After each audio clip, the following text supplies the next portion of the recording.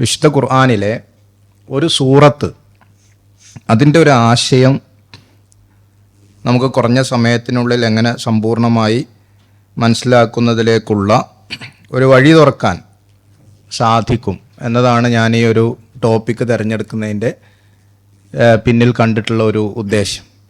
അപ്പം അങ്ങനെ ഒരു വ്യത്യസ്തത കൊണ്ടുവരാൻ ശ്രമിച്ചാൽ നിങ്ങളെപ്പോലെ ഖുർആനുമായി കുറച്ചുകൂടി ഇടപെടാൻ ശ്രമിക്കുന്ന ആളുകളെ സംബന്ധിച്ചിടത്തോളം ഓരോ അധ്യായങ്ങളെയും നമുക്ക്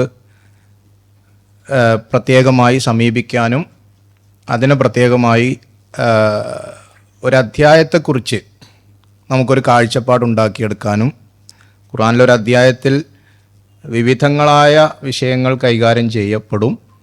അപ്പം അതുകൊണ്ട് തന്നെ ഒരു അധ്യായത്തെ നമ്മളൊരു പുസ്തകത്തിൻ്റെയോ ഒരു നമ്മൾ സാധാരണ സാമ്പ്രദായികമായി കാണുന്ന ഏതെങ്കിലും നിലക്കുള്ളൊരു പുസ്തകത്തിൻ്റെ അധ്യായമായി നമുക്ക് കാണാൻ കഴിയില്ല എന്നുള്ളത് യാഥാർത്ഥ്യമാണ്. ഇപ്പം ഞാൻ തന്നെ ഇപ്പോൾ ഈ മുഹറം മാസം തുടങ്ങിയത് മുതൽ കഴിഞ്ഞ 4 ആഴ്ചയായി സൂറത്ത് ത്വാഹയെ അധികരിച്ചുകൊണ്ടാണ് മൂസാ നബി അലൈഹി സ്വലാത്തു വസ്സലാമയുടെ ചരിത്രവുമായി ബന്ധപ്പെട്ടാണ് ഖുത്ബ നടത്തിക്കൊണ്ടിരിക്കുന്നത്. അപ്പോൾ അത് ഓരോ ആഴ്ചയും അതിൻ്റെ ആഴത്തിലേക്ക് ഇറങ്ങാൻ ശ്രമിക്കുമ്പോൾ കൂടുതൽ അതിനെയും നബി സല്ലല്ലാഹു അലൈഹി വസല്ലമയുടെ ജീവിതത്തിലുള്ള സംഭവങ്ങളെയും കണക്ട് ചെയ്ത് അവതരിപ്പിക്കാൻ ശ്രമിക്കുമ്പോൾ അത് സുദീർഘമായി അതിൻ്റെ ഒരു വിശദാംശങ്ങൾ പോയിക്കൊണ്ടിരിക്കുകയാണ്. വിശുദ്ധ ഖുർആൻ അങ്ങനെ ഒരു വലിയ ചാരുതയുണ്ട്, ഒരു പ്രത്യേകതയുണ്ട്. നമ്മളതിനെ ആഴത്തിൽ അറിയാൻ ശ്രമിക്കുമ്പോൾ നമ്മളത് കൂടുതൽ ആഴങ്ങളിലേക്ക് കൊണ്ടുപോകുന്നുള്ളതാണ്. അപ്പോൾ അതിലേക്കൊക്കെ ഉള്ളൊരു സൂചനകൾ നൽകുക എന്നുള്ളതാണ് ഞാൻ ഉദ്ദേശിക്കുന്നത്. അത് സമ്പൂർണ്ണമായി ഈ സമയത്തിനുള്ളിൽ പൂർത്തീകരിക്കാൻ സാധിക്കുന്നത്ര പൂർത്തീകരിച്ച് മുന്നോട്ട് പോകുക എന്നുള്ളതാണ്. നബി കരീം സല്ലല്ലാഹു അലൈഹി വസല്ലം വളരെ ഇമോഷണലായി നമ്മോട് പറഞ്ഞ ഒരു ഹദീസിൽ ഇങ്ങനെ കാണാൻ സാധിക്കും: ഷയ്യബത്നി ഹാത്താനി അസൂറത്താനി. 2 സൂറത്തുകളാണ് ഖുർആനിൽ നിന്ന് എന്നെ നരബാധിപ്പിച്ചു കളഞ്ഞത്, എനിക്ക് നരബാധിക്കാൻ കാരണമായി തീർന്നത്. എൻ്റെ തലമുടികളെ, എൻ്റെ ശരീരത്തെ, നര എന്നുള്ളത് എൻ്റെ ശരീരത്തെ കൂടുതൽ ഒന്ന് പിടിച്ചുലക്കുകയും എൻ്റെ ശരീരത്തിൻ്റെ ശക്തിയെ ഒന്ന് ക്ഷയിപ്പിക്കാൻ വേണ്ടി ശ്രമിക്കുകയും ചെയ്തത് ഖുർആനിലെ 2 അധ്യായങ്ങളാണ്. ഒന്ന് സൂറത്ത് ഹൂദ്, നമുക്കറിയാം 11-ാമത്തെ അധ്യായം. സൂറത്ത് ഹൂദിൽ 100 ചില്ലാനം ആയത്തുകളുണ്ട്. ആയത്തുകൾ പരിശോധിച്ചാൽ അത് ചരിത്രം പറയുന്ന അധ്യായമാണ് സൂറത്ത് ഹൂദ്. പക്ഷെ ആ ചരിത്രങ്ങളെല്ലാം പറഞ്ഞിട്ട് നബി സല്ലല്ലാഹു അലൈഹി വസല്ലമയോട് പറയുന്ന ചില ഗൗരവതരമായ നിർദ്ദേശങ്ങളും ഉപദേശങ്ങളുമുണ്ട്. അതാണ് നബിയെ വല്ലാതെ പിടിച്ചുലച്ചത് എന്ന് ആ അധ്യായത്തിൻ്റെ തഫ്സീറുകൾ പരിശോധിച്ച് നമുക്ക് കാണാൻ സാധിക്കും. രണ്ടാമത് നബി സല്ലല്ലാഹു അലൈഹി വസല്ലം പറഞ്ഞത് സൂറത്തുൽ വാഖിയ. സൂറത്തുൽ വാഖിയയാണ് എന്നെ വല്ലാതെ പിടിച്ചുലച്ചത്. അതുകൊണ്ടാണ് ആ പേര് ആ നിലക്ക് തന്നെ നമ്മളിതിൻ്റെ ഒരു തലക്കെട്ടായി നൽകുകയും ചെയ്തിട്ടുള്ളത്. അപ്പോൾ ഈ അധ്യായം നേരത്തെ ഞാൻ പറഞ്ഞ പോലെ ഖുർആനിലെ വിവിധ അധ്യായങ്ങളിൽ നിന്ന് വ്യത്യസ്തമായി ഒരാശയത്തെ തന്നെ കേന്ദ്രീകരിച്ച് നിൽക്കുന്ന, ആ ആശയത്തിൻ്റെ വിവിധ തലങ്ങളെ കേൾവിക്കാരിലേക്ക്, വായനക്കാരിലേക്ക് അതിഗൗരവതരമായി അതീവ കാഠിന്യത്തോടു കൂടി തന്നെ മനസ്സിലേക്ക് പിടിച്ചുലക്കുന്ന രീതിയിൽ കൊണ്ടുവരാൻ ശ്രമിക്കുന്ന അധ്യായമാണ് സൂറത്തു അൽ വാഖിയ. ഈ അൽ വാഖിയ എന്ന പദം ആണ് ഇതിലെ ഏറ്റവും 1-ാമത്തെ ആയത്ത് തന്നെ സൂചിപ്പിക്കുന്നത്, ഇതിൻ്റെ പേര് സൂചിപ്പിക്കുന്നതും യഥാർത്ഥത്തിൽ സംഭവിക്കുന്ന സംഭവം എന്നതാണ്. നിങ്ങൾ പലപ്പോഴും നമ്മൾ അറബി ഭാഷയുമായി ബന്ധപ്പെട്ട് നമ്മൾ സംസാരിക്കുമ്പോൾ നമുക്കറിയാം, വാഖിയ എന്ന പദത്തിന് അൽ വാഖിയ എന്ന് കൊടുക്കുമ്പോൾ അതിനൊരു പ്രത്യേകമായ അർത്ഥതലത്തിലേക്ക് ആ പദം ഉയരുകയാണ്. യഥാർത്ഥത്തിൽ സംഭവിക്കുന്ന, നിഷേധിക്കാനാവാത്ത.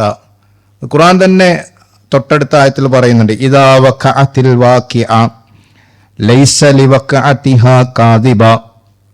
യഥാർത്ഥത്തിൽ സംഭവിക്കുന്ന സംഭവം നടന്നു കഴിഞ്ഞാൽ ലൈസലിവക്ക് അതിഹ കാദിബ, ഒരാൾക്കും അതിനെ നിഷേധിക്കാനോ ഒരാൾക്കും അതിനെ തള്ളിപ്പറയാനോ കഴിയില്ല എന്നാണ്.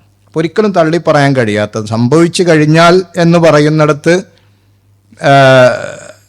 അത് സംഭവിക്കുകയില്ല എന്ന് തള്ളിപ്പറയാനും സാധിക്കാത്ത ഏത് അളവുകോലുകൾ, ഏത് മെട്രിക്സ് നമ്മളെടുത്ത് പരിശോധിച്ചാലും ഈ ലോകം അവസാനിക്കുക എന്നത്, ഈ ലോകത്തിനൊരു അവസാനമുണ്ട് എന്നത് ഈ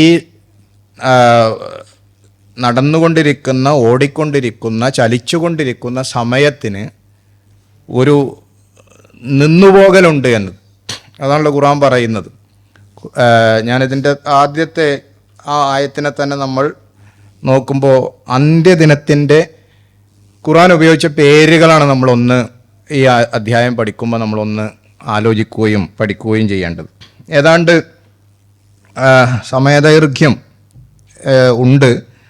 25ഓളം പേരുകൾ ഖുർആനിൽ വളരെ വേഗത്തിൽ നമ്മൾക്ക് പരിചയമുള്ളിടത്ത് അവസാന ഭാഗത്ത് ഖുർആൻ ഉപയോഗിച്ച, അന്ത്യദിനവുമായി ബന്ധപ്പെട്ട് ഉപയോഗിച്ച ആ പേരുകൾ ഞാൻ ഒറ്റ വായനയിൽ പറഞ്ഞു പോകാം.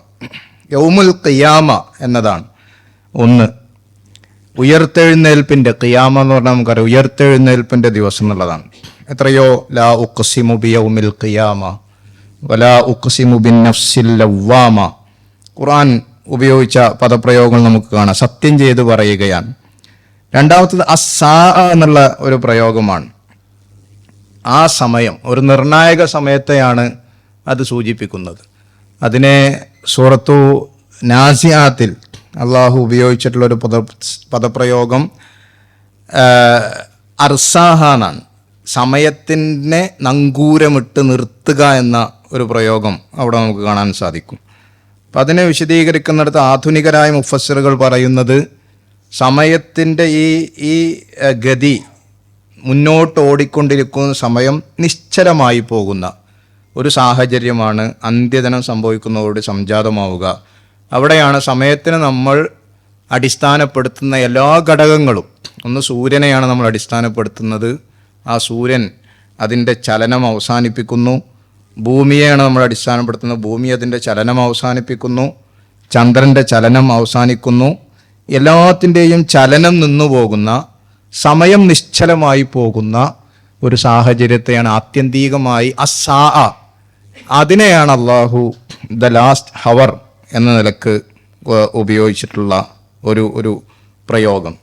മറ്റൊന്ന് അൽ ഹാക്ക എന്നാണ്. നമുക്കറിയാം ഒരു അധ്യായത്തിൻ്റെ തുടക്കം തന്നെ സൂറത്തുൽ ഹാക്ക, അൽ ഹാക്കതു മൽ ഹാക്ക വമാ അദ്റാക മൽ ഹാക്ക. അനിവാര്യമായി വലിയ ശബ്ദത്തിൽ സംഭവിക്കുന്ന ഒരു സംഭവം, യാഥാർത്ഥ്യം എന്ന പദം പ്രയോഗിക്കാനാണ് ആ പ്രയോഗം അല്ലാഹു ഉപയോഗിച്ചിട്ടുള്ളത്. അൽ കാരിയ എന്നുള്ളത് നമുക്ക് എല്ലാവർക്കും പരിചയമുള്ള മറ്റൊരു പദമാണ്. അൽ കാരിഅതു മൽ കാരിയ, നടുക്കുന്ന വലിയ ഒരു സംഭവം എന്നതാണ് അൽ കാരിയ എന്ന പദത്തിൻ്റെ അർത്ഥം എന്നതും നമുക്കറിയാം. സൂറത്തു നാസിയാത്തിൽ തന്നെ അത്വാമ്മത്തുൽ കുബ്ര എന്ന ഒരു പദപ്രയോഗം ഖുർആൻ ഉപയോഗിച്ചത് കാണാൻ സാധിക്കും. മഹാവിപത്ത് എന്നുള്ള അർത്ഥത്തിൽ തന്നെയാണ് അത്വാമ്മത്തുൽ കുബ്ര എന്ന് ഉപയോഗിക്കുന്നത്. അതെന്തെന്നുള്ളതും വിശദീകരിക്കുന്നുണ്ട്. അതാണ് അങ്ങോട്ടൊന്നും ഞാൻ പോകുന്നില്ല. അസ്വാഹ, നമ്മളുടെ ചിന്തകളിങ്ങനെ കുറച്ച് പദങ്ങളിലേക്ക് കൊണ്ടുപോകുന്നു മാത്രം. അതിൻ്റെ തൊട്ടടുത്ത അബസവത്തവല്ല എന്നുള്ള അധ്യായത്തിൽ അസ്വാഹ എന്നൊരു പദം ഖുർആൻ ഉപയോഗിക്കുന്നുണ്ട്. അസ്വാഹ എന്നുള്ളത് കാതടപ്പിക്കുന്ന വലിയ ഹുങ്കാരത്തോടു കൂടിയുള്ള വലിയ ശബ്ദത്തെ സൂചിപ്പിക്കുന്ന, നമ്മൾ കൊടുങ്കാറ്റിൻ്റെ ശബ്ദമായി പരിചയപ്പെടുത്തുന്നതാണ് അസ്വാഹ എന്നുള്ള പദം. അൽ ഗാഷിയ, സൂറത്തുൽ ഗാഷിയയിൽ അള്ളാഹു ഉപയോഗിച്ച എല്ലാത്തിനെയും ആവരണം ചെയ്യുന്ന, എല്ലാത്തിനെയും മൂടിപ്പിടിക്കുന്ന ദിവസം എന്നതാണ് അൽ ഗാഷിയ എന്ന പദം കൊണ്ട് ഉപയോഗിക്കുന്നത്. യൗമുദ്ദീൻ മറ്റൊരു പദം, രണ്ട് അർത്ഥമാണ്. ഒന്ന് പ്രതിഫലത്തിൻ്റെ ദിവസം, മറ്റൊന്ന് വിധിന്യായത്തിൻ്റെ ദിവസം, ന്യായവിധിയുടെ ദിവസം എന്നുള്ളത്. സൂറത്തുൽ ഫാത്തിഹ മുതൽ മാലിക് യൗമുദ്ദീൻ എന്ന് നമുക്ക് പരിചയമുള്ള പദമാണ്. 10ാമത്തെ ഒരു പദം യൗമുൽ ഹിസാബ് എന്നുള്ളതാണ്, വിചാരണയുടെ ദിവസം എന്നുള്ളത്. 11ാമത്തെ ഒരു പദം യൗമുൽ ഫസിൽ, സത്യവും അസത്യവും വേർതിരിക്കുന്ന ദിവസം. 12ാമത്തെ ഒരു പദം യൗമുൽ ജം എന്നാണ്, എല്ലാവരെയും ഒരുമിച്ച് കൂട്ടുന്ന ദിവസം. 13-ാമത്തെ പദം യൗമുത് തഗാബുൻ ആണ്. സൂറത്തു തഗാബുൻ എന്നൊരു അധ്യായം തന്നെ ഖുർആനിലുണ്ട്. അന്ത്യദിനത്തെക്കുറിച്ചാണ്. യഥാർത്ഥ ലാഭനഷ്ടങ്ങളും നഷ്ടവും എന്താണ് എന്ന് വെളിവാകുന്ന ദിവസം എന്നുള്ളതാണ് അതിൻ്റെ ഒരു ആശയം വരുന്നത്. യൗമുൽ ഖുറൂജ് എന്ന് ഖുർആൻ ഉപയോഗിക്കുന്നുണ്ട്. എല്ലാവരും എല്ലാം ഇവിടെ അവസാനിപ്പിച്ച് പുറപ്പെടുന്ന ദിവസം എന്നാണ്. എല്ലാവരോടും യാത്ര പറഞ്ഞ് യാത്ര പറയാതെ പുറപ്പെടുന്ന ദിവസം എന്നാണ് അതിൻ്റെ ആശയം വരുന്നത്. യൗമുൽ വഈദ് എന്നാണ് മറ്റൊന്ന്.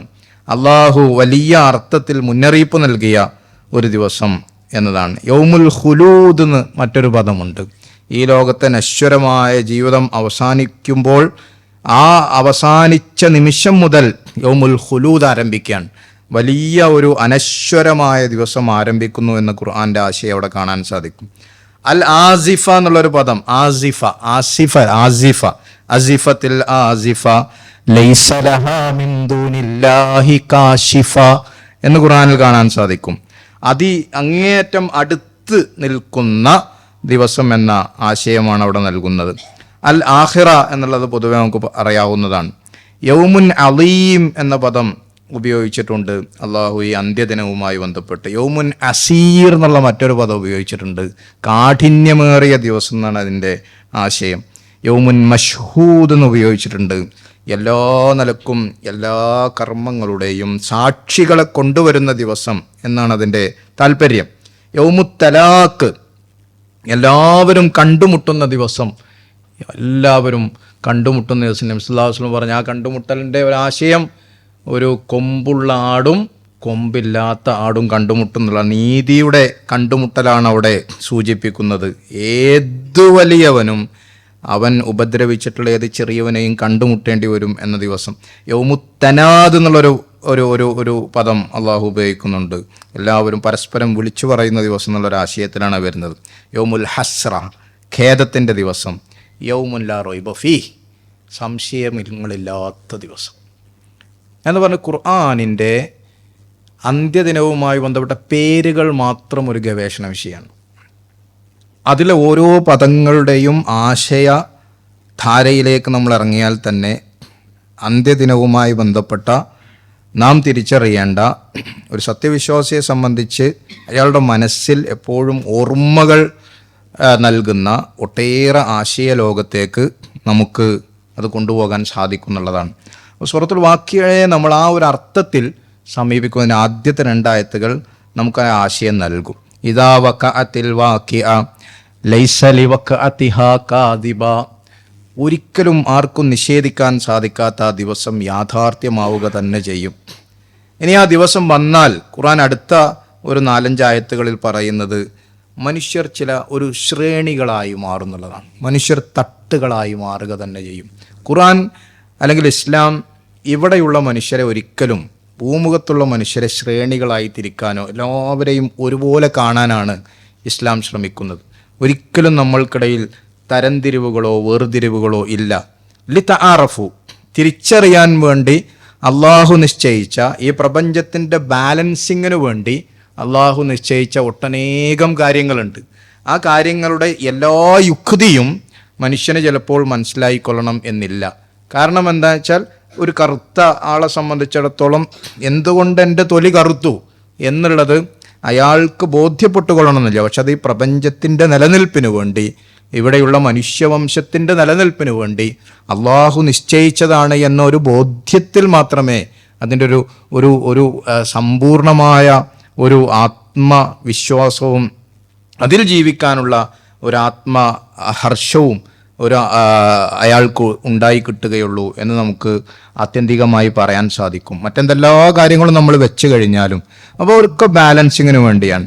ആ ബാലൻസിങ്ങിന് വേണ്ടിയുള്ള ഘടകങ്ങളിൽ അള്ളാഹു നിശ്ചയിച്ചിട്ടുള്ള ലിതആറഫു, നിങ്ങൾ പരസ്പരം തിരിച്ചറിയാൻ, മുന്നോട്ട് പോകാൻ, ഈ ലോകം മുന്നോട്ട് പോകാൻ അള്ളാഹു ഓരോ അടരുകളായി വ്യത്യസ്ത രീതികളിൽ വ്യത്യസ്ത രൂപങ്ങളിൽ അള്ളാഹു തന്നെ പറയുന്നുണ്ട്. നിങ്ങൾക്കുള്ള റിസ്ക് നാം നഹ്നു ഖസ്സംനാ ബൈനക്കും മഈശത്തക്കും എന്ന് പറയുന്നുണ്ട്. നിങ്ങൾക്കുള്ള മഈശത്ത് നാം നിങ്ങൾക്കിടയിൽ ഓഹരി വച്ചിരിക്കുകയാണ്. ആ ഓഹരി വെച്ചത് തുല്യമായി ഓഹരി വെച്ചു എന്ന് അള്ളാഹു എവിടെയും പറഞ്ഞിട്ടില്ല. ചില ആളുകൾക്ക് കൂടുതൽ കൊടുത്തിട്ടുണ്ട്, ചില ആളുകൾക്ക് ആ കൊടുത്തത് കുറഞ്ഞിട്ടുണ്ട്, അല്ലെങ്കിൽ താരതമ്യേന കുറഞ്ഞിട്ടുണ്ട്. കൂടുതൽ കൊടുത്ത ആളുകളോട് നിങ്ങളിത് മറ്റുള്ളവരുമായി പങ്കുവെക്കുന്നുണ്ടോ എന്ന് പരിശോധിക്കുന്നു. കുറഞ്ഞുപോയവർ നിങ്ങളിതിൽ സംതൃപ്തി കണ്ടെത്തുന്നുണ്ടോ? നിങ്ങൾക്ക് അല്ലാഹു നിശ്ചയിച്ചിടത്ത് നിങ്ങൾ സംതൃപ്തമായി ജീവിക്കാൻ ശ്രമിക്കുന്നുണ്ടോ? അതാണ് പരീക്ഷണം എന്ന് പറഞ്ഞത്. അപ്പം അല്ലാഹു വെച്ചിട്ടുള്ള ആ ഒരു ഏകദാനത അല്ലെങ്കിൽ ആ ഒരു ബാലൻസിങ്, അവിടെ ശ്രേണികളില്ല എന്നുള്ളതാണ്. ലോകത്ത് ഇസ്ലാമല്ലാത്ത മുഴുവൻ ആശയങ്ങളിലും ഈ ശ്രേണി വ്യത്യാസം അല്ലെങ്കിൽ ഈ അടരുകളുടെ, ഈ ഉയർന്ന ജാതിയുടെയും താഴ്ന്ന ജാതിയുടെയും വ്യത്യാസം നിലനിൽക്കുന്നുണ്ട്. അത് നിലനിൽക്കുന്നുണ്ട് എന്നുള്ളത് കൊണ്ട് തന്നെ അത് മുസ്ലിം കമ്മ്യൂണിറ്റിയിലേക്ക്, മുസ്ലിം സമൂഹത്തിലേക്ക് എല്ലാ കാലത്തും കടന്നു വന്നിട്ടുമുണ്ട്. അതിനെ നിരാകരിക്കാൻ സാധിക്കുന്ന ആളുകളാണ് യഥാർത്ഥത്തിൽ വിശ്വാസത്തിൻ്റെ സമ്പൂർണതയിലേക്ക് എത്തുന്നത്. ഞാനാവട്ടെ നിങ്ങളാവട്ടെ സമ്പൂർണമായി അവിടേക്ക് നമ്മൾ എത്തുന്നുണ്ടോ എന്ന് പരിശോധിക്കാനുള്ള ഒരു കാര്യം കൂടിയാണത്. നമ്മൾ ചരിത്രത്തെക്കുറിച്ചൊക്കെ പറയും, ബിലാൽ ബിൻ റബാഹിനെ കുറിച്ച് പറയും, നബി സല്ലല്ലാഹു അലൈഹി വസല്ലം അദ്ദേഹത്തിന് നൽകിയ സ്ഥാനത്തെക്കുറിച്ച് പറയും. ശരി, പക്ഷേ നമ്മളുടെയൊക്കെ വൈയക്തികമായ ജീവിതത്തിലേക്ക് ഇത്തരം ഈ കാര്യങ്ങളെ അതേപോലെ തന്നെ എടുത്തു വെക്കാൻ നമുക്ക് സാധിക്കാറുണ്ടോ എന്നുള്ളത് നമ്മളോട് തന്നെ വ്യക്തിപരമായി, സാമൂഹ്യമായി ഇപ്പം എത്രയോ പഠനങ്ങൾ ഇപ്പോൾ ആ വിഷയവുമായി ബന്ധപ്പെട്ട് ഇസ്ലാമിലെ ശ്രേണി വ്യവസ്ഥയും ഇസ്ലാമിലെ ജാതിയെ പറ്റിയും ഒക്കെ വലിയ ഗവേഷണങ്ങൾ തന്നെ അക്കാഡമിക്കലായി നടന്നുകൊണ്ടിരിക്കുന്ന, അതിനെക്കുറിച്ച് വലിയ ചർച്ചകൾ നടന്നുകൊണ്ടിരിക്കുന്ന ഒരു കാലഘട്ടത്തിൽ കൂടിയാണ് നമ്മൾ ജീവിച്ചു കൊണ്ടിരിക്കുന്നത്. ഇസ്ലാമിൽ ഒരിക്കലും ജാതി ഇല്ല എന്ന് പറയുന്നത് ശരിയല്ല എന്ന് സ്ഥാപിക്കുന്ന, അല്ലെങ്കിൽ അങ്ങനെ ജാതി ഉണ്ട്, മുസ്ലിങ്ങൾ എവിടെയൊക്കെ ജീവിക്കുന്നുണ്ടോ അവിടെയൊക്കെ അവർ ജാതീയമായി വ്യത്യസ്തകൾ അനുഭവിക്കുന്ന ആളുകളുണ്ട് എന്ന് പറയുന്ന, അല്ലെങ്കിൽ അതിന് തെളിവുകൾ നമ്മളുടെ ഞാൻ മനസ്സിലാക്കുന്ന അരീക്കോട്ടുകാരനായ ഒരാൾ തന്നെ അത്തരം വിഷയത്തിൽ ഇന്ത്യക്ക് പുറത്ത് തന്നെ വലിയൊരു യൂണിവേഴ്സിറ്റിയുമായി ബന്ധപ്പെട്ട് ഒരു ഗവേഷണ പ്രബന്ധം അവതരിപ്പിച്ചു കഴിഞ്ഞിട്ടുള്ള, അതിന് വലിയ സ്വീകാര്യതകൾ കിട്ടിക്കൊണ്ടിരിക്കുന്ന, അല്ലെങ്കിൽ ഇസ്ലാമിനെ വിമർശിക്കാൻ കൂടി ഉപയോഗപ്പെടുത്താൻ സാധ്യതകളായി അദ്ദേഹം അവതരിപ്പിക്കുന്നത് വളരെ ശാസ്ത്രീയമായ രീതിയിൽ തന്നെയാണ്, നമുക്ക് നിഷേധിക്കാൻ കഴിയാത്ത രീതിയിൽ അവതരിപ്പിക്കുന്ന ഒരു കാലഘട്ടത്തിലാണ്. അതവിടെ നിൽക്കട്ടെ. ഞാൻ പറയുന്നത് ഇസ്ലാം മുന്നോട്ട് വെക്കുന്ന ഒരു ശ്രേണിയുണ്ട്. ആ ശ്രേണി സൂറത്തുൽ വാഖിയയിൽ അല്ലാഹു പറയുന്നുണ്ട്. അത് പരലോകത്ത് അല്ലാഹു എല്ലാവരെയും ഒരേ പദവിയിൽ അല്ല നിശ്ചയിക്കുന്നത്. അവിടെ പദവികളിൽ വ്യത്യാസമുണ്ട്. ആ വ്യത്യാസത്തെക്കുറിച്ച് കൃത്യമായി ഖുർആൻ നമ്മോട് പറയുന്നുണ്ട്. അല്ലാഹു എല്ലാവരെയും ഒരുപോലെയല്ല. നമുക്കറിയാം, വനലഉൽ മവാസീനൽ ഖിസ്ത് ഖുർആൻ്റെ ഒരു ആശയം തന്നെയാണ്. നാം നീതിയുടെ തുലാസുകൾ വെച്ചിരിക്കുന്നു എന്നുള്ളതാണ്. ഒരു തുലാസല്ല, നീതിയുടെ തുലാസ്, മവാസീൻ, മീസാൻ എന്നുള്ളത്, മവാസീൻ അൽ ഖിസ്ത്, നീതിയുണ്ട്. പക്ഷെ ആ നീതിക്ക് ഒരു തുലാസിൽ എല്ലാവരെയും അളക്കുകയല്ല, നീതിയുടെ തുലാസുകൾ. അപ്പോൾ ആ തുലാസ് തീർച്ചയായും ഒരാൾ ജീവിക്കുന്ന സാഹചര്യത്തെ, അയാളുടെ ചുറ്റുപാടിനെ, അയാൾ വളർന്നു വന്ന സാഹചര്യങ്ങളെ, അയാൾക്ക് കിട്ടിയ വിജ്ഞാനത്തിൻ്റെ, അറിവിൻ്റെ, കുടുംബ സാഹചര്യത്തിൻ്റെ, സാമ്പത്തിക സോഴ്സിൻ്റെ ഒക്കെ സാഹചര്യത്തിൽ തന്നെ ആയിരിക്കും അള്ളാഹു അളക്കുക എന്നുള്ളത് യാതൊരു തർക്കവുമില്ലാതെ നമുക്ക് പറയാൻ പറ്റുന്ന കാര്യമാണ്. ആ നീതിയുടെ തുലാസ് വെച്ച പടച്ച തമ്പുരാൻ ഇവിടെ നമ്മോട് പറയുന്ന 3 തട്ടുകളായി ആളുകളെ തരംതിരിക്കുമെന്നാണ്, അല്ലെങ്കിൽ മനുഷ്യരെ തരംതിരിക്കുമെന്നാണ്. അതിൽ യാതൊരുവിധ അനീതിയും ഉണ്ടായിരിക്കുകയില്ല. ആ 3 തട്ടുകളിൽ നിങ്ങൾക്ക് ഏതു തട്ടിൽപ്പെടാൻ സാധിക്കും, നിങ്ങൾക്ക് ഏത് ഗണത്തിൽപ്പെടാൻ സാധിക്കും, അതിനെക്കുറിച്ച് നിങ്ങൾ ആലോചിക്കുക എന്നുള്ള മനുഷ്യരെ പ്രചോദിപ്പിക്കാൻ വേണ്ടിയാണ് അള്ളാഹു ആ ശ്രേണിയെപ്പറ്റി, ആ വ്യത്യാസങ്ങളെപ്പറ്റി നമ്മോട് പറഞ്ഞു തന്നിട്ടുള്ളത്. സ്വർഗത്തിൽ വ്യത്യാസങ്ങളുണ്ട്, എല്ലാവരും ഒരേ പദവികളിൽ അല്ല. പ്രവാചകന്മാരുടെ പദവിയെപ്പറ്റി വിശുദ്ധ ഖുർആനിലും അല്ലെങ്കിൽ പരിശുദ്ധ റസൂൽ സല്ലല്ലാഹു അലൈഹി വസല്ലമയുടെ ഹദീസുകളിലും കൃത്യമായ പാഠങ്ങളുണ്ട്. ആ പദവികളുടെ, ദറജകളുടെ വ്യത്യാസങ്ങളെക്കുറിച്ച് പറയുന്നുണ്ട്. പക്ഷേ അതിൽ ചെറിയ ദറജ കിട്ടിയാൽ പോലും അങ്ങനെ ഒരാൾക്ക് സ്വർഗത്തിൻ്റെ ആസ്വാദനം അനുഭവിക്കാൻ സാധിക്കുമെന്നും നമ്മളെ പഠിപ്പിക്കുന്നുണ്ട്. അപ്പം ഇവിടെ 3 വിഭാഗത്തെക്കുറിച്ചാണ് പ്രധാനമായും ഖുർആൻ പറയുന്നത്. ലൈസ ലിവഖഅതിഹാ കാദിബ ഖാഫിലത്തുൻ റാഫിഅ. ചില ആളുകൾ താഴ്ന്നു നിൽക്കുന്ന ആളുകളും ചില ആളുകൾ ഉയർന്നു നിൽക്കുന്ന ആളുകളും എന്ന് ഖുർആൻ പറയുന്നു. ഇദാ റുജ്ജത്തിൽ അർളു റജ്ജാ വബുസ്സത്തിൽ ജിബാലു ബസ്സാ. ഭൂമി ആ അന്ത്യദിനവുമായി ബന്ധപ്പെട്ട് നിരന്തരം നമ്മൾ എത്രയോ കേൾക്കാറുള്ള ഖുർആനിൻ്റെ ആയത്തുകൾ തന്നെയാണ്. ഭൂമി കിടുകിട വിറപ്പിക്കപ്പെട്ടാൽ പർവ്വതങ്ങൾ അതിൻ്റെ ഉയരങ്ങളിൽ നിന്ന് പരത്തപ്പെടുന്ന സാഹചര്യം ഉണ്ടാവുമ്പോൾ ഫക്കാനത്ത് ഹബാഅം മുംബസ്സ, അതിൻ്റെ കനം മുഴുവൻ നഷ്ടപ്പെട്ട് അത് ഖുർആൻ സൂറത്തുൽ ഖിയാമയിൽ പറയുന്നത് പോലെ കടഞ്ഞെടുത്ത ആട്ടിൻ രോമങ്ങളെപ്പോലെ, അത് ഇയാൻ പാറ്റകളെപ്പോലെ അല്ലെങ്കിൽ പാറി നടക്കുന്ന ഒരു കനവുമില്ലാത്ത അവസ്ഥയിലേക്ക് പർവ്വതങ്ങൾ അതിൻ്റെ എല്ലാ ഭാരവും നഷ്ടപ്പെടുന്ന സാഹചര്യം വന്നാൽ അന്ത്യദിനത്തെക്കുറിച്ചുള്ള ഖുർആനിൻ്റെ മനോഹരമായ പ്രപഞ്ചം എങ്ങനെയാണ് അതിൻ്റെ ഒരു ബാലൻസിങ് നഷ്ടപ്പെട്ട് ഭൂമി മാറിമറിയുന്നത് എന്ന് സൂചിപ്പിക്കുന്ന പ്രയോഗങ്ങളാണ് നമുക്ക് കാണാമല്ലോ. വകുന്തും അസ്വാജൻ സലാസ, 3 വിഭാഗങ്ങളായിട്ടാണ് അന്ന് മനുഷ്യരെ നിങ്ങൾ വേർതിരിയുക. ആ 3 വിഭാഗങ്ങൾ ഏതൊക്കെയാണ്? ഫഅസ്ഹാബുൽ മൈമനതി മാ അസ്ഹാബുൽ മൈമന വഅസ്ഹാബുൽ മശ്അമതി മാ അസ്ഹാബുൽ മശ്അമ വസ്സാബിഖൂന സാബിഖൂൻ. ഇങ്ങനെ 3 വിഭാഗങ്ങളാണ്. ഒന്ന് വലതുപക്ഷത്തിൻ്റെ ആളുകൾ എന്ന് ഖുർആൻ പറഞ്ഞ അസ്ഹാബുൽ മൈമന, വലതുപക്ഷത്തിൻ്റെ ആളുകൾ. രണ്ടാമത്തത് അസ്ഹാബുൽ മശ്അമ, ഇടതുപക്ഷത്തിൻ്റെ ആളുകൾ. ഇവിടുത്തെ നമ്മളെ വലതുവശം ഇടതുവശം എല്ലാം നമുക്കെല്ലാവർക്കും അറിയാം. മൂന്നാമത്തത് അസാബിക്കൂന സാബിക്കൂൻ, എല്ലാത്തിലും മുൻകടന്നവർ എന്നുള്ളൊരു വിഭാഗം എന്നുള്ളതാണ്. അസബുക്ക് എന്നുള്ളൊരു പദമാണ് അവിടെ എനിക്ക് ഊന്നി പറയാനുള്ളത്. സബുക്ക് എന്നുള്ള സാബിക്കൂൻ എന്നുള്ള പദം ഖുർആനിൽ എത്രയോ തവണ നമ്മൾ കാണുന്ന ഒരു പദമാണ്. അത് ഏറ്റവും കൂടുതൽ കാണുന്നത് മുഹാജിറുകളെക്കുറിച്ചും അൻസ്വാരികളെക്കുറിച്ചും പറയുന്നിടത്ത് വസാബിക്കൂനൽ അവ്വലൂന മിനൽ മുഹാജിരീന വൽ അൻസ്വാർ എന്ന് ഖുർആൻ ഉപയോഗിക്കുന്നുണ്ട്. അൻസ്വാരികളിൽ നിന്നും മുഹാജിറുകളിൽ നിന്നും ആദ്യം ഇസ്ലാമിലേക്ക് കടന്നു വന്നവർ എന്ന് പറയുന്നതിനെ കുറിച്ചാണ്. അവർ ആദ്യം വന്നവർക്ക് വല്ലാത്ത പ്രാധാന്യമുണ്ട് എന്നുള്ളത് നബി പലപ്പോഴും ആവർത്തിച്ചു പറഞ്ഞിട്ടുണ്ട്. ഇസ്ലാമിൻ്റെ ആദ്യ കാലഘട്ടത്തിൽ അവർ ആരുമില്ലാത്ത കാലത്ത് എന്നെ സഹായിച്ചവരാണ്.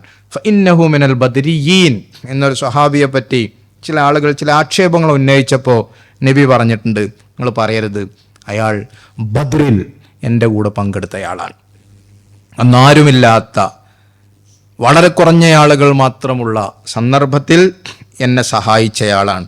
അപ്പം അദ്ദേഹത്തിന് ചില തെറ്റുകൾ പറ്റിയാൽ അവർ അന്ന് സഹിച്ച ത്യാഗങ്ങളുടെ ഗാംഭീര്യം കൊണ്ട് അള്ളാഹു അത് പുറത്തു കൊടുത്തേക്കാം എന്നുള്ളതിന് പറയുന്നത്. അപ്പം ഈ സബക്ക എന്നുള്ള പദം മുസാബക്ക എന്ന് പറഞ്ഞാൽ മത്സരം എന്നതാണ്. ഇന്ന് നമ്മൾ ഫുട്ബോൾ പോലെയൊക്കെയുള്ള മത്സരത്തിന് മുസാബക്ക എന്നുള്ള പദമല്ല ഉപയോഗിക്കുന്നത്, അത് മുബാറാത്ത് എന്നുള്ള പദമാണ് ഉപയോഗിക്കുന്നത്, മാച്ച് എന്നുള്ളത്. എന്നാൽ മുസാബക്ക എന്നുള്ള ഓട്ട മത്സരം അതുപോലെ ഒരു പോയിന്റിൽ നിന്ന് എല്ലാവരും ഓടിത്തുടങ്ങി ആ നിലക്കുള്ള മത്സരങ്ങൾ, അതിൽ അവസാനം ഒരാൾ വിജയിക്കുന്ന രൂപത്തിലുള്ള മത്സരങ്ങൾക്കൊക്കെ സബക്ക് എന്ന് അറബിയിൽ ഉപയോഗിച്ച് വരുന്നുണ്ട്.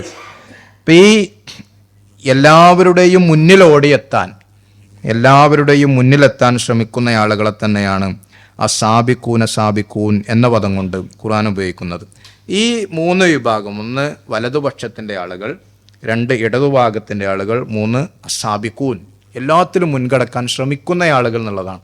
എന്നിട്ട് ആ 3 വിഭാഗത്തിനും കിട്ടുന്ന, അവർ അനുഭവിക്കുന്ന, അവരാരാണ് എന്നത്, അവരുടെ ഗുണങ്ങൾ എന്താണ് എന്നുള്ളത്, അവർക്ക് ലഭിക്കാൻ സാധ്യതയുള്ള വലിയ പ്രതിഫലം എന്ത് എന്നതാണ് അടുത്ത കുറേ ആയത്തുകളിൽ അള്ളാഹു പറഞ്ഞത്. അത് ഒറ്റ വാചകങ്ങളിലായിട്ട് ഞാനത് പറയാൻ ശ്രമിക്കുകയാണ്. ഈ അസാബിക്കൂന സാബിക്കൂൻ വസാബിക്കൂന സാബിക്കൂൻ ഉലൈകൽ മുഖറബൂൻ, അതാണ് ഒന്നാമത്തെ. ഉലൈകൽ മുഖറബൂൻ, അള്ളാഹുവുമായി ഏറ്റവും മുഖറബുകളായ ആളുകളായിരിക്കും അവർ. മുഖറബ് എന്നുള്ളത് അതുപോലെ തന്നെ നമ്മൾ മനസ്സിലാക്കേണ്ട ഒരു പദമാണ്. പ്രത്യേകിച്ചും ഒരു പക്ഷേ നമ്മൾ അധികം അങ്ങനെ ഉപയോഗിക്കില്ലാണ്ട് മുഖറബായി മാറുക, അള്ളാഹുവിനോട് ഏറ്റവും അടുത്തവനായി മാറുക. ഹദീസ് നബി സല്ലല്ലാഹു അലൈഹി വസല്ലമയുടെ വളരെ പ്രസിദ്ധമായ ഹദീസിൽ ഉള്ള കാര്യമാണ്. അള്ളാഹുവിനോട് ഒരാൾ അടുക്കുന്നത് എങ്ങനെയാണ് എന്ന് നബി സല്ലല്ലാഹു അലൈഹി വസല്ലം വിശദീകരിച്ചു. നിർബന്ധമായ ഫർളായ കാര്യങ്ങൾ ചെയ്തതിന് ശേഷം സുന്നത്തായ കാര്യങ്ങൾ കൂടി ചെയ്യാൻ വേണ്ടി, ഫർളിന് ശേഷം സുന്നത്തായ നമസ്കാരങ്ങൾ, നോമ്പ് ഫർളിന് ശേഷം സുന്നത്തായ നോമ്പുകൾ, അങ്ങനെ കൂടുതൽ അതിൻ്റെ കൂടെ ഉള്ള നവാഫിൽ എന്നാണ് അതിനെ ഉപയോഗിച്ചത്. നവാഫിലുകൾ കൂടി ചെയ്യാൻ ശ്രമിക്കുമ്പോൾ അള്ളാഹുവിന് മുഖറബായി മാറുകയാണ് ഒരു അടിമ എന്നാണ്. എന്നിട്ടാണ് ആ ഔലിയാവിനെ കുറിച്ച്, അതാണ് ഔലിയാവിൻ്റെ സ്വഭാവം. ആ ഔലിയാ അങ്ങനെ മുഖറബായി മാറിയാൽ, പലപ്പോഴും സമസ്തയുടെ സഹോദരങ്ങളൊക്കെ ദുർവ്യാഖ്യാനിക്കാറുള്ള ഹദീസ് തന്നെയാണത്. അങ്ങനെ അള്ളാഹുവിൻ്റെ മുഖറബായി മാറിയ വളരെ പ്രസിദ്ധമായ ഹദീസാണ്. ഇമാം നവവി 40 ഹദീസുകളിൽ ഉൾപ്പെടുത്തിയിട്ടുള്ള ഹദീസാണ്. ആ മുഖറബുകളായി മാറിയാൽ വളരെ വ്യക്തമാണ്. അത് മനുഷ്യന്മാരത് വ്യാഖ്യാനിക്കുന്നിടത്ത് വരുന്ന ചില പിഴവുകൾ. അവൻ്റെ കൈ ഞാനായി മാറും, അവൻ്റെ കാത് ഞാനായി മാറും. നേരെ അള്ളാഹുവായി മാറും എന്നുള്ളതല്ലല്ലോ. അവന് അള്ളാഹുവിൻ്റെ ഇച്ഛക്കനുസരിച്ചുള്ളതല്ലാത്ത ഒരു കാര്യം അവൻ്റെ കൈ പ്രവർത്തിക്കാതായി മാറും. അത് അത്ര മനോഹരമായൊരു പ്രയോഗമാണ്. അള്ളാഹുവിൻ്റെ ഇഷ്ടമില്ലാത്ത ഒരു കാര്യം കേൾക്കാത്ത കാതായി അവൻ്റെ കാത് മാറും എന്നതാണ് വയബത്തിശുഹു. അവൻ പിടിക്കുന്നത്, അവൻ ചിന്തിക്കുന്നത്, അവൻ കാണുന്നത്, അവൻ കേൾക്കുന്നത് എല്ലാം അള്ളാഹുവിന് ഇഷ്ടമുള്ള കാര്യങ്ങളായി, അതാണ് മുഖറബുകളായി മാറുന്നുള്ളതാണ്. ഉലായിക്കൽ മുഖറബൂൻ ഫി ജന്നാത്തിൻ നഈം, അവർക്കാണ് ജന്നാത്തുൻ നഈം. ജന്നുള്ളതും നമ്മൾ പൊതുവെ നമ്മളെപ്പോഴും പ്രാർത്ഥനയിൽ അല്ലാഹു ജന്നാത്തുൻ നഈമിൽ ഉൾപ്പെടുത്തട്ടെ എന്ന് പ്രാർത്ഥിക്കും, അതേപോലെ തന്നെ പറയും. എന്നാൽ ഈ ജന്നാത്തുൻ നഈം എന്നത് സ്വർഗവുമായി ബന്ധപ്പെട്ടും വിവിധങ്ങളായ പേരുകൾ ഖുർആനിൽ ഉപയോഗിച്ചിട്ടുണ്ട്. അതിലേറ്റവും അനുഗ്രഹീതമായ സ്വർഗത്തെ ഉപയോഗിക്കാനുള്ള പദങ്ങളാണ് ജന്നാത്തുൽ ഫിർദൗസ്, ജന്നാത്തുൻ നഈം. അനുഗ്രഹീതമായ സ്വർഗം എന്നത് ഒരു സ്പെഷ്യൽ വാക്കാണ് എന്നുള്ളത് ഖുർആനിലൂടെ ആ വാക്കുകളിലൂടെ കടന്നുപോയാൽ നമുക്കവിടെ കാണാൻ സാധിക്കും. ഇവിടെ നമുക്കൊരു പ്രതീക്ഷ നൽകുന്ന ഒരു പദമാണ് അടുത്ത ആയത്തിൽ അള്ളാഹു ഉപയോഗിച്ചിട്ടുള്ളത്. അതായത് നമ്മൾ വിചാരിക്കും മുഖറബുകളായ ആളുകൾ, ഇത്ര തഖ്വയോടുകൂടിയുള്ള ആളുകൾ, ഇത്ര ഖുർആനിനോട് അടുത്ത് നിൽക്കുന്ന ആളുകൾ എന്ന് പറഞ്ഞാൽ അത് സ്വഹാബികളും അത് പ്രവാചകൻ്റെ ഏറ്റവും അടുത്ത അനുയായികളും മാത്രമാണ് എന്നിടത്ത് ഖുർആൻ, ഞാനെപ്പോഴും സൂചിപ്പിക്കുന്ന വരെ ഖുർആനിലെ എല്ലാ സ്വർഗവുമായി ബന്ധപ്പെട്ട എല്ലാ പരാമർശങ്ങൾ നമ്മൾ പരിശോധിച്ചാലും അവിടെയൊക്കെ അള്ളാഹു പ്രതീക്ഷ നൽകുന്ന, മനുഷ്യർക്ക് ഒരിക്കലും നിരാശ നൽകാത്ത, എല്ലാ ആളുകളെയും ഉൾക്കൊള്ളാൻ സാധിക്കുന്ന. ഇപ്പോൾ നബി സല്ലല്ലാഹു അലൈഹി വസല്ലം തന്നെ സ്വർഗത്തിൻ്റെ വാതിലുകളെക്കുറിച്ച് പറയുമ്പോൾ നമ്മളതിൻ്റെ സംഭവ്യതയെക്കുറിച്ചോ മറ്റോ ആലോചിക്കുക, അതൊരു പ്രതീക്ഷയുടെ വാചകമായിട്ടാണ് നമ്മളതിനെ കാണേണ്ടത്. കാരണം 40 വർഷം അകലേക്കു സഞ്ചരിച്ചാൽ മാബൈന മിസ്റാഇ അൽ ജന്ന, സ്വർഗത്തിൻ്റെ കവാടങ്ങൾക്കിടയിലുള്ള ദൂരത്തെപ്പറ്റി നബി പറഞ്ഞത് 40 മസീറത്തു ആമാന്നാണ്. 40 വർഷം സഞ്ചരിച്ചാൽ എത്താവുന്ന ദൂരം ആ കവാടങ്ങൾക്കിടയിലുണ്ട്. എന്നിട്ട് നബിയുടെ ഒപ്പം പറഞ്ഞൊരു വാചകമുണ്ട്, എനിക്കത് കാണിക്കപ്പെട്ടപ്പോൾ അവിടെ ഞാൻ കണ്ടത് തിക്കും തിരക്കുമാണെന്നാണ്. അതിനെയാണ് നമ്മൾ എടുക്കേണ്ടതെന്ന് എനിക്ക് പലപ്പോഴും തോന്നിയിട്ടുള്ളത്. കാരണം അത്രയും മനുഷ്യൻ്റെ ഒരു ചിന്തയുടെ ഒരു ഉള്ളിൽ ഒതുങ്ങുന്ന ഒരു വിശാലതയെക്കുറിച്ച് നബി സൂചിപ്പിക്കുകയും അതിൻ്റെ കൂടെ തന്നെ നബി പറയുന്നത് ഇതാ ഇത്രയും അധികം ആളുകൾ, ആ വിശാലതയുടെ കൂടെ തന്നെ നബി സല്ലല്ലാഹു അലൈഹി വസല്ലം പറയുന്നതാണ് ആ വാതിലിലൂടെ ഒറ്റയായിട്ടല്ല. നമ്മൾ പലപ്പോഴും നോമ്പിൻ്റെ വാതിലിനെ കുറിച്ച് പറയും, അവിടെ ആരും ഇല്ല എന്നുള്ളതിനെ പറ്റി പറയും. പക്ഷേ നബി സല്ലല്ലാഹു അലൈഹി വസല്ലം പറഞ്ഞ മറ്റു വാതിലുകളുണ്ട്, അവിടെ തിരക്കാണ്. ആ വാതിലിലൂടെ ആളുകൾ കയറാൻ വേണ്ടി നമ്മളിപ്പോൾ കണ്ടിട്ടുള്ള വലിയ തിരക്ക് ഹറമിലൊക്കെ തിരക്കാണ്. എത്രയോ വിശാലമായ കവാടങ്ങൾ നമുക്ക് ചെറിയ കവാടങ്ങളായി അനുഭവപ്പെടും. കാരണം ആയിരക്കണക്കിന് 10,000-കണക്കിന് മനുഷ്യർ ഒരുമിച്ച് കിടക്കുമ്പോഴാണ്. അത് കാലിയായി നിൽക്കുന്ന സമയത്ത് എത്ര വിശാലമായ കവാടങ്ങളും എത്ര വിശാലമായ സ്ഥലങ്ങളുമാണത്. ആ രൂപത്തിൽ ആളുകൾ കൊണ്ട് തിരക്കായിരിക്കും അവിടെ എന്ന് കാണാൻ സാധിക്കും. അതിൽക്ക് ഒരു പോസിറ്റിവിറ്റി, ഇവിടെയുള്ള പോസിറ്റിവിറ്റി എന്താണ്? ഇത് അള്ളാഹുവിൻ്റെ ഏറ്റവും അടുത്ത ആളുകൾ എന്ന് പറയുന്നത് സുല്ലത്തും മിനൽ അവ്വലീൻ വഖലീലും മിനൽ ആഖിരീൻ.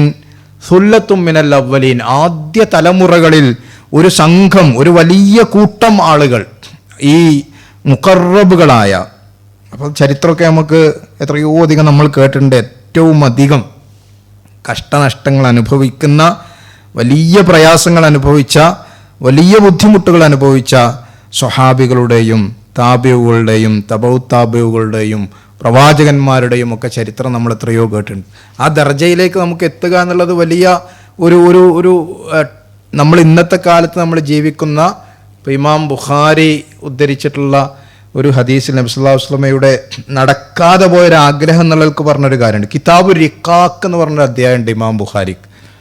നമ്മളെല്ലാവരും വായിക്കേണ്ട ഒരു അധ്യായമാണ് കിതാബ് റിഖാഖ്, ലാളിത്യം എന്നാണ്.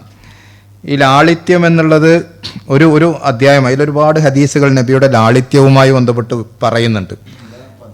റിഖാഖ്, റക്ക, 2 കാഫ്, റിഖാഖ്, കിതാബ് റിഖാഖ്, ലാളിത്യം. ഈ അധ്യായത്തിൽ പറഞ്ഞൊരു ഹദീസ് എന്താണെന്ന് ചോദിച്ചാൽ, ഒരു വാചകം എന്താണെന്ന് ചോദിച്ചാൽ നമുക്ക് വല്ലാത്ത സങ്കടം തോന്നിപ്പോകുന്ന, അതിൻ്റെ ഒരു രൂക്ഷത പറയാൻ വേണ്ടിയുള്ള വാചകമാണത്. മാ അക്കല റസൂലുള്ളാഹി സ്വല്ലല്ലാഹു അലൈഹി വസല്ലം ഖത്തു ഹുബ്സിൻ മുറക്കഇൻ ഹത്താ മാത്ത് എന്നതാണ് ആ ഹദീസിലെ വാചകം. നബി സല്ലല്ലാഹു അലൈഹി വസല്ലമക്ക് മരണം വരെ നടക്കാതെ പോയ ഒരു ആഗ്രഹം എന്ന് വേണമെങ്കിൽ നമുക്ക് മലയാളത്തിൽ തന്നെ ട്രാൻസ്ലേറ്റ് ചെയ്യാൻ പറ്റും. മരണം വരെ ഉണ്ടായിരുന്നൊരു ആഗ്രഹം, ഉമി കളഞ്ഞ തൊണ്ടയിൽ കെട്ടാത്ത ഗോതമ്പ് കൊണ്ടുണ്ടാക്കിയ, കാറൽ വരാത്ത ഗോതമ്പ് കൊണ്ടുണ്ടാക്കിയ റൊട്ടി കഴിക്കണം എന്നതായിരുന്നു. ഒരിക്കലെങ്കിലും ഒന്ന് കഴിക്കണം എന്നായിരുന്നു. നബി അങ്ങനെ കഴിച്ചിട്ടില്ല എന്നാണ്. അപ്പം അതിൻ്റെ കാരണം എന്താ? നബിക്കത് കഴിക്കാൻ അവസരമില്ലാഞ്ഞിട്ടല്ല, പലപ്പോഴും ആ ലാളിത്യത്തിൻ്റെ, നബി അത് വേണ്ട എന്ന് പറഞ്ഞ് നമ്മൾ ഇന്നത്തെ ഒരു 1500 കൊല്ലം കഴിഞ്ഞ് ചിന്തിക്കുമ്പോൾ ഒരു അസംഭവ്യമായ ഒരു പക്ഷെ തോന്നിപ്പോകാവുന്ന, കാരണം ഇന്ന് നമുക്ക് കിട്ടാവുന്ന ഏറ്റവും നൈസായിട്ടുള്ള പിന്നെന്താ പറയുക, ഗോതമ്പോ അല്ലെങ്കിൽ അത്തരം കാര്യങ്ങൾ നമുക്ക് കിട്ടുന്ന ഒരു കാലത്ത് നിന്ന് 1500 കൊല്ലം മുമ്പിലേക്ക് ആലോചിച്ചാൽ അവർ കടഞ്ഞെടുത്തിരുന്ന ആ ഗോതമ്പുകളിൽ നിന്ന് ഏറ്റവും കാഠിന്യമേറിയ രീതിയിലുള്ളൊരു ഭക്ഷണം കഴിക്കാനേ നബിക്ക് സാധിച്ചിട്ടുള്ളൂ എന്ന് നബിയെക്കുറിച്ച്, നബി സല്ലല്ലാഹു അലൈഹി വസല്ലമയുടെ ഒരു അനുഭവത്തെക്കുറിച്ച് അതിൽ പരാമർശിക്കുന്നുണ്ട്. ഞാൻ പറഞ്ഞതെന്താ വെച്ചാൽ, അത് നബി വേണ്ടാന്ന് വെച്ചതായിരുന്നു. അങ്ങനെ വലിയ ത്യാഗം അനുഭവിച്ച, ഇപ്പം നബിയോട് തന്നെ നിങ്ങൾക്ക് വേണമെങ്കിൽ നല്ല പട്ടുമെത്തയും അല്ലെങ്കിൽ ഞങ്ങൾ കിസ്റ കൈസറിൻ്റെ അടുക്കലൊക്കെ കണ്ട ഒരു നല്ല മെത്തയും തലയണയും ഞങ്ങൾ ഉണ്ടാക്കി തരട്ടെ എന്ന് ഉമർ അള്ളാഹുവിന് ചോദിക്കുന്നുണ്ട്. ഇപ്പം നബി പറഞ്ഞത് വേണ്ടെന്നാ. അപ്പോൾ പറയാൻ വേണ്ട, വലനാ ഫിൽ ആഖിറ, നമുക്ക് പരലോകത്തുണ്ട്. ഇവിടെ ഈ ഒരു പരിക്കൻ തുണി കൊണ്ടുണ്ടാക്കിയ ഈ സൗകര്യങ്ങൾ മതി എന്ന് പറഞ്ഞ് പലതും മാറ്റിവെച്ചു എന്നുള്ളതാണ്. ഞാനതിന് പറയാനുള്ളതെന്ന് വെച്ചാൽ, നമ്മൾ ഇന്നത്തെ കാലത്ത്, നമ്മൾ ആ പഴയ കാലത്തേക്ക്, അതിനെ അങ്ങനെ വ്യാഖ്യാനിച്ചു പോകുന്ന ആളുകൾ ഉണ്ടാവാം, ആ പഴയ കാലത്തേക്ക് പോകുന്നുള്ളത്. നമ്മളുടെ ഇന്നത്തെ കാലത്ത് ഞാനും നിങ്ങളും ജീവിക്കുന്ന, നമ്മളുടെ കുട്ടികൾ ജീവിക്കുന്ന ഏറ്റവും പുതിയ കാലത്ത് നമുക്ക് ചില ലിമിറ്റേഷൻസ് നമ്മുടെ ജീവിതത്തിൽ കൊണ്ടുവരാൻ ഈ ഹദീസുകൾ പ്രേരകമാവണം എന്നുള്ളതാണ്. അതായത് ഇപ്പം നമ്മൾക്കറിയാം 3 വസ്ത്രത്തെക്കുറിച്ച് നബി പറയുന്നുണ്ട്. പക്ഷെ എനിക്കും നിങ്ങൾക്കൊക്കെ അറിയാം, നമുക്ക് 3 വസ്ത്രത്തിൽ ഒതുക്കാൻ നമുക്ക് സാധിക്കില്ല. നമ്മളുടെ ജീവിത പരിസരങ്ങൾ അങ്ങനെയാണ്. അപ്പോൾ അതേ സമയത്ത് നമുക്ക് ചില ലിമിറ്റേഷൻസ്, ഒരേ സമയത്ത് 2, 3, 4 ഡ്രസ്സുകൾ എടുക്കുന്നിടത്ത് ഒന്ന് മറ്റൊരാൾക്ക് പങ്കുവെക്കാൻ, ഒന്ന് നമ്മളുടെ കുട്ടികളോട് മറ്റൊരാൾക്ക് നൽകാൻ പറയാനുള്ള, അങ്ങനെ ചില തിരുത്തലുകൾ നടത്താൻ, അങ്ങനെ ചില ലിമിറ്റേഷൻസുകൾ വെക്കാൻ നമുക്ക് അത്തരം ഹദീസുകളും അത്തരം നബി സല്ലല്ലാഹു അലൈഹി വസല്ലമയുടെ ഓർമ്മപ്പെടുത്തലുകളും സാധിച്ചാൽ തന്നെ നമ്മളതിന് ഒക്കെ വലിയ കടപ്പെട്ടവരായി മാറുന്നുള്ളതാണ് സൂചിപ്പിക്കാറുള്ളത്. സുല്ലത്തും മിനൽ, തീർച്ചയായും പറയുന്നുണ്ട്. അപ്പം അല്ല അത് ഓരോ സാഹചര്യം, ഒരാളെ സംബന്ധിച്ചിടത്തോളം ഇപ്പോൾ പിന്നെന്താണ്, ഇന്നല്ലാഹ യുഹിബ്ബു അൻ തുറാ മിൻ അബ്ദിഹി അസറു നിഅമതിഹി എന്നാണ്. അള്ളാഹു നൽകിയ അനുഗ്രഹങ്ങളുടെ അടയാളങ്ങൾ ഒരടിമയിൽ കാണുന്നത് അള്ളാഹുവിന് വലിയ ഇഷ്ടമാണെന്നുള്ളതാണ്. പക്ഷെ അവിടെയാണ് ധൂർത്ത് എന്നുള്ളതിന് നമ്മൾ ആപേക്ഷികമാണെന്ന് പറയുന്നത്. അപ്പോൾ ഒരാളെ സംബന്ധിച്ചിടത്തോളം ഓരോ കാലഘട്ടത്തിൻ്റെ ആപേക്ഷികമായിരിക്കും. ചില ആളുകളെ സംബന്ധിച്ചിടത്തോളം നമ്മൾ പറയുമല്ലോ, ഇപ്പോൾ വാഹനം, വലിയ കോടികളുടെ ബിസിനസ്സും ടേൺ ഓവറുള്ള ഒരാളെ സംബന്ധിച്ചിടത്തോളം അയാളൊരു സാധുവായിട്ടൊരു മാരുതി കാറിൽ എന്നാൽ അയാളുടെ ബിസിനസ് എന്തെയില്ല, ഡീലാവില്ല. അയാളെ സംബന്ധിച്ചിടത്തോളം അയാളുടെ ബിസിനസ് ഡീലാവാൻ ഇയാൾക്ക് ഈ പൈസൻ്റെ ഒരു കരാറ് ഞാൻ ഒപ്പിടണമെങ്കിൽ മിനിമം അയാൾക്ക് എന്തെങ്കിലും പറ്റിയാൽ അയാളെ കാറുമെന്ന് എനിക്ക് ഈടാക്കാം, അല്ലെങ്കിൽ അയാളെ വീട് സ്വാഭാവികമാണ് ആ നിലക്ക്. അപ്പോൾ അതെന്തല്ല ആപേക്ഷികമാണ്, അയാളെ സംബന്ധിച്ചിടത്തോളം ദൂരത്തല്ല എന്നുള്ള കാര്യത്തിൽ അയാളുടെ അങ്ങനെ അയാൾ ജീവിക്കുമ്പോഴാണ് അയാളുടെ കച്ചവടം നടക്കുക, അങ്ങനെ നടക്കുമ്പോഴാണ് അയാൾക്ക് കൂടുതൽ സ്വതക്ക ചെയ്യാൻ സാധിക്കുക. പക്ഷേ അവിടെ അതിലും അയാൾക്ക് ദൂരത്തിൻ്റെ സാഹചര്യങ്ങൾ വരുന്ന സാഹചര്യം ഉണ്ടാവും. അവിടെ അയാളുടെ ഒരു ലിമിറ്റേഷൻസിന് അപ്പുറത്തേക്ക് അയാൾ പോവുകയോ അല്ലെങ്കിൽ എൻ്റെ ലിമിറ്റേഷന് അപ്പുറത്തേക്ക് ഞാൻ പോവുകയോ ചെയ്യുമ്പോൾ മാത്രമാണ് ഈ ദൂരത്തിൻ്റെ സാഹചര്യം വരിക. ഏതായിരുന്നാലും ഞാൻ സൂചിപ്പിച്ചത് സുല്ലത്തുമിനൽ അവ്വലി എന്നുള്ളതാണ്. പഴയ ആദ്യ തലമുറകളിൽപ്പെട്ട ഒരു സംഘം ആളുകൾ, വലിയ കൂട്ടം ആളുകൾ ഉണ്ടാകുമെന്ന് ഖുർആൻ പറയുമ്പോൾ തന്നെ പിൽക്കാലത്ത് വരുന്ന നമ്മളെപ്പോലെ നൂറ്റാണ്ടുകൾക്ക് ശേഷം ജീവിക്കുന്ന ആളുകളോട് ഖുർആൻ പറയുന്നത് വ ഖലീലും മിനൽ ആഖിരീൻ, അള്ളാഹുവിൻ്റെ മുഖറബുകളായ ആളുകൾ അവസാന കാലത്തും ഉണ്ടാവും എന്നുള്ളതാണ്. അത് പറയാനാണ് ഞാൻ ഈ പറഞ്ഞുകൊണ്ടത്. അവസാന കാലത്തും മുഖറബുകളായ ആളുകളുണ്ടാവും. നമ്മളുടെയൊക്കെ കൂട്ടത്തിലും മുഖറബുകളായ ആളുകളുണ്ടാവും. അള്ളാഹുവിനോട് അടുക്കാൻ ഏതൊരു കാലത്തും അതിൻ്റെ അളവുകൾ കുറഞ്ഞു വരും. അത് സ്വാഭാവികമാണ്. ആദ്യ കാലഘട്ടത്തിൽ ജീവിച്ച ആളുകളെ അപേക്ഷിച്ച് എണ്ണത്തിൽ കുറവുണ്ടാവും. പക്ഷേ അസംഭവ്യമോ സാധിക്കാതിരിക്കുകയോ ചെയ്യുന്ന കാര്യമല്ല എന്ന് ഖുർആൻ അവിടെ ഒരു പ്രതീക്ഷയുടെ വാചകം ഈ അധ്യായത്തിൽ പറഞ്ഞു തരുന്നുണ്ട്. എന്നിട്ട് അവർക്ക് ലഭിക്കുന്ന സ്വർഗത്തിലെ അനുഗ്രഹങ്ങളിലേക്ക് കടക്കുകയാണ്. അലാ സുറുറിൻ മൗലൂന മുത്തഖിഈന അലൈഹാ മുതഖാബിലീൻ യതൂഫു അലൈഹിം വിൽദാനും മുഖല്ലദൂൻ ബിഅക്വാബിൻ വഅബാരീഖ വകഅസിൻ മിൻ മഈൻ. സാധാരണ നമ്മൾ കേൾക്കാറുള്ള, ഞാനതിൻ്റെ കൂടുതൽ വിശദീകരണത്തിലേക്ക് പോകുന്നില്ല, മുത്തഖിഈന അലൈഹാ മുതഖാബിലീൻ, ചാരിയിരിക്കുന്ന സോഫകളിൽ സമ്പൂർണമായ വിശ്രമം എന്നുള്ളതാണ് സ്വർഗത്തിൻ്റെ ഒരു കാഴ്ചപ്പാടായിട്ട് ഖുർആൻ എപ്പോഴും അവതരിപ്പിക്കുന്നത്. അപ്പോൾ ഒരു ടെൻഷനില്ലാത്ത വിശ്രമിക്കാനുള്ള മനുഷ്യന് റാഹത്തുക്കും ഫിൽ ജന്ന എന്നുള്ളതാണ് മുഫസ്സിറുകളൊക്കെ അവിടെ പറയുന്നത്. മനുഷ്യൻ ഇവിടെ എന്തൊക്കെ പറഞ്ഞാലും ഒരു വിശ്രമിക്കാത്ത, നിരന്തരം അധ്വാനിക്കേണ്ട, ഒന്നിൽ നിന്ന് മറ്റൊന്നിലേക്ക് പോകേണ്ട, ഇതാ ഫറഗത്ത ഫൻസബ്, ഇത് ഭൗതികവും ആത്മീയവുമായി ഒന്ന് കഴിഞ്ഞാൽ മറ്റൊന്നിലേക്ക് നിരന്തരം ചടുലമായി പ്രവർത്തിച്ചു കൊണ്ടേയിരിക്കേണ്ട ഒരു സാഹചര്യത്തിലാണ് മനുഷ്യൻ സൃഷ്ടിക്കപ്പെട്ടിട്ടുള്ളത്. മനുഷ്യൻ അങ്ങനെയാണ് മുന്നോട്ട് പോകേണ്ടത്. എന്നാൽ പരലോകത്തെ സംബന്ധിച്ച്, സ്വർഗത്തെ സംബന്ധിച്ച് ആസ്വദിക്കാനുള്ളതാണ്. മനുഷ്യൻ്റെ ആസ്വാദനം എന്നുള്ളതിനെ സമ്പൂർണ്ണ അർത്ഥത്തിൽ അള്ളാഹു ഉൾക്കൊള്ളുകയും അത് പാരത്രിക ലോകത്ത് അള്ളാഹു ഒരുക്കി വെച്ചിട്ടുണ്ട് എന്നുള്ളതിനെ മനുഷ്യനെ സംബന്ധിച്ച് അവനെ സംതൃപ്തിപ്പെടുത്താനുള്ള പ്രയോഗങ്ങൾ നടത്തുകയും ചെയ്യുന്നത് നമുക്ക് കാണാൻ സാധിക്കും. അവിടെ അവർക്ക് ചുറ്റുഭാഗത്തും ചെറിയ കുഞ്ഞുകുട്ടികൾ കോപ്പകളുമായി സൽക്കരിക്കാൻ വേണ്ടി തിരക്ക് കൂട്ടിക്കൊണ്ടിരിക്കുന്ന ഒരു സാഹചര്യത്തെ പറ്റി പറയുന്നു. പിന്നെ അതിൽ 19-ാമത്തെ ആയത്തിൽ പറയുന്നത് വളരെയധികം ടച്ചിങ് ആയി തോന്നുന്ന ഒരു കാര്യം, ലാ യുസദ്ദഊന അൻഹ വലാ യുൻസിഫൂൻ എന്നൊരു പ്രയോഗമുണ്ട്. യുസദ്ദഊന അൻഹ, തലവേദന എന്നുള്ളതാണ്. അലമുസ്വദ എന്നാണ് നമ്മൾ തലവേദനക്ക് അറബിയിൽ ഉപയോഗിക്കുന്ന പദം. തലവേദനയില്ലാത്ത ലോകം എന്നാണ് സ്വർഗത്തെക്കുറിച്ച് ഖുർആൻ പറയുന്നത്. അതിനെ വിശദീകരിക്കുന്നിടത്ത് സ്വർഗവും ഭൂമിയും തമ്മിലുള്ള ഡിഫറൻസ്, ഭൂമിയും സ്വർഗവും തമ്മിലുള്ള വ്യത്യാസങ്ങൾ എന്തൊക്കെയാണെന്ന് ചോദിച്ചാൽ, ഭൂമിയിൽ ഒരാൾ എല്ലാ നിൽക്കും പരിശ്രമങ്ങൾ നിരന്തരം നടത്തേണ്ടി വരും. ഭൂമിയിൽ ടെൻഷനും തലവേദനയും ഭൂമിയിലുണ്ടാവും എല്ലാ ആളുകളും. ഇത് നമ്മൾ ഇന്നത്തെ കാലത്ത് ഏറ്റവും കൂടുതൽ ആളുകളെ ബോധ്യപ്പെടുത്തേണ്ട, പ്രയാസങ്ങളും തലവേദനയും ടെൻഷനും ഇല്ലാത്ത, വളരെ സുഖ സൗകര്യത്തിൽ എല്ലാവരും ഇങ്ങനെ നടന്നു പോകുന്നു എന്ന് വിചാരിക്കേണ്ടതില്ലാത്ത ഒരു ലോകമാണുള്ളത് എന്ന് കൂടുതൽ പുതിയ തലമുറയെ ബോധ്യപ്പെടുത്തേണ്ട ഒരു കാലഘട്ടത്തിലാണുള്ളത്. അപ്പോൾ അവിടെ വിശ്വാസിയെ സംബന്ധിച്ച് സ്വർഗം എന്നതാണ് തലവേദന ഇല്ലാത്ത ലോകം. ഭൂമി എന്നുള്ളത് ഏതെങ്കിലും നിലക്ക് ഒരു തലവേദന ഉണ്ടാകുന്ന, തലവേദന പറഞ്ഞാൽ ഒരു വേദനയല്ലല്ലോ നമ്മൾ ഉദ്ദേശിക്കുന്നത്, അതിൻ്റെ ആശയം നമുക്കറിയാം. ഒരു ടെൻഷൻ അനുഭവിക്കേണ്ട, ഉയർന്ന ആളുകളാണെങ്കിൽ ഉയർന്ന തലത്തിലുള്ള ടെൻഷനായിരിക്കും, മീഡിയം ആളുകളാണ് മീഡിയം തലത്തിലുള്ള ടെൻഷൻ, വിദ്യാർത്ഥികളാണെങ്കിൽ വിദ്യാർത്ഥികളുടെ തലത്തിലുള്ള ടെൻഷൻ. അതിനെ ഓവർകം ചെയ്യാനുള്ള ഒരു പരിശ്രമമാണ് ഒരു വിശ്വാസിയുടെ ഭാഗത്തു നിന്നുണ്ടാകേണ്ടത് എന്നത് ഖുർആൻ ആവർത്തിച്ചു പച്ചയായി ഖുർആൻ നമ്മളുടെ മുമ്പിൽ പറയുന്ന ഒരു ആയത്തായിട്ട് നമുക്കിതിനെ കാണാൻ സാധിക്കും. വഫാക്കിഹത്തിൻ മിമ്മാ യതഖയ്യറൂൻ വലഹ്മി ത്വയ്രിൻ മിമ്മാ യഷ്തഹൂൻ വഹൂറുൻ ഐൻ കഅംസാലിൽ ലുഅ്ലുഇൽ മക്നൂൻ. സ്വർഗത്തിൻ്റെ അനുഗ്രഹങ്ങളെപ്പറ്റി ഓരോന്നും വിശദീകരിച്ച് അള്ളാഹുവോട് പറയും. ഇതെല്ലാം അനുഭവിക്കാൻ ഭാഗ്യം ലഭിക്കുന്ന അസ്സാബിക്കൂൻ, ഏറ്റവും മുന്നിൽ നിൽക്കുന്ന ആളുകൾ എന്നുള്ളതാണ് പറയുന്നത്. സമയം അധികരിക്കും, അതുകൊണ്ട് അടുത്ത ഭാഗം പറയുന്നത്, അടുത്തൊരു ടച്ചിങ് ആയി തോന്നിയിട്ടുള്ള ഒരു കാര്യം, ലാ യസ്മഊന ഫീഹാ ലഗ്വൻ വലാ തഅ്സീമ. ഒരു വിമർശനം സ്വർഗത്തിൽ ഒരാൾക്കും കേൾക്കേണ്ടി വരില്ല. തഅ്സീം, ഒരു കുറ്റപ്പെടുത്തൽ കേൾക്കേണ്ടി വരില്ല എന്നുള്ളതാണ്. അപ്പോൾ അവിടെയും ഡിഫറൻസ്.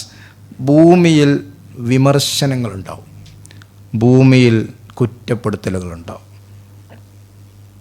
പ്രവാചകന്മാരെ പറ്റി അള്ളാഹുവിൻ്റെ റസൂൽ നമുക്ക് പറഞ്ഞിട്ടുള്ള ഭൂമിയിൽ നിന്ന് അൽ മുസ്തഫ എന്ന് പറഞ്ഞാൽ തിരഞ്ഞെടുക്കപ്പെടുന്ന, സെലക്ട് ചെയ്യപ്പെടുന്ന ആളുകളാണ്.